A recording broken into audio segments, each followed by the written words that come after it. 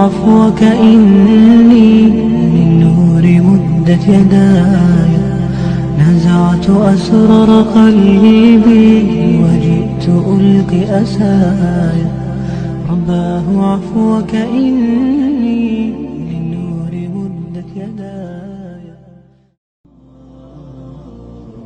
رباه عفوك إني توبہ کے معنی ہے پلٹنا، رجوع کرنا، کالی زندگی، گناہوں کی زندگی، جو شریعت کے خلاف ہم کام کر رہے تھے اس سے پلٹ آئے اپنے رب کی طرف، شریعت کی طرف، یعنی رانگ ڈائریکشن سے رائٹ ڈائریکشن کی طرف آ گئے، تو یہ چیز توبہ ہے۔ اور استغفار کیا ہے؟ توبہ اور استغفار دونوں ساتھ ساتھ استعمال ہوتے ہیں۔ توبہ کرنے کے بعد جو گناہ انسان کر چکا ہے ان کے لیے اللہ سے معافی مانگنا، یہ چیز استغفار ہے۔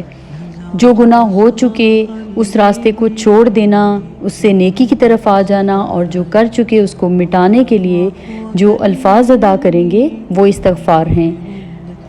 توبہ اور استغفار ان دونوں کا بہت گہرا تعلق ہے، بہت گہرا ساتھ ہے ان دونوں کا۔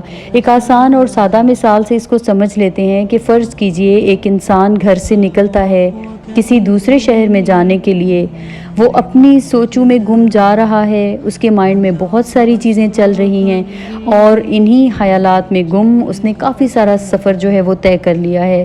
اچانک کسی جھٹکے سے، کسی فون کال سے، کہیں بھی کیسے بھی وہ سوچوں سے باہر نکل آتا ہے، اس کو احساس ہوتا ہے کہ اس کے مطلوبہ شہر کی طرف جو راستہ جاتا تھا وہ تو پیچھے رہ گیا اور وہ غلط ڈائریکشن میں جا چکا ہے۔ اب وہ افسوس کرتا ہے کہ بہت بڑی غلطی ہو گئی، مجھے تو دوسری ڈائریکشن میں جانا تھا۔ امیجن کیجئے وہ 100 دفعہ یا 1000 بار بھی یہ الفاظ دہرائے کہ افسوس، یہ کیا ہو گیا، مجھ سے غلطی ہو گئی، وہ تب تک منزل تک نہیں پہنچ سکے گا جب تک ٹرن لے کر واپس اس روڈ پر نہیں چلا جاتا جو اس کی ندامت کا اظہار کرنے کے لیے الفاظ ادا کرنا، جو بار بار افسوس کا اظہار کرے گا، استغفار ہوگا۔ اور رانگ ڈائریکشن سے یو ٹرن لے کر رائٹ ڈائریکشن کی طرف چلے جانا، یہ چیز بیسیکلی توبہ ہے۔ ہم اصل میں ایسا استغفار کرتے ہیں جس پر بذات خود استغفار کی ہمیں بہت زیادہ ضرورت ہے۔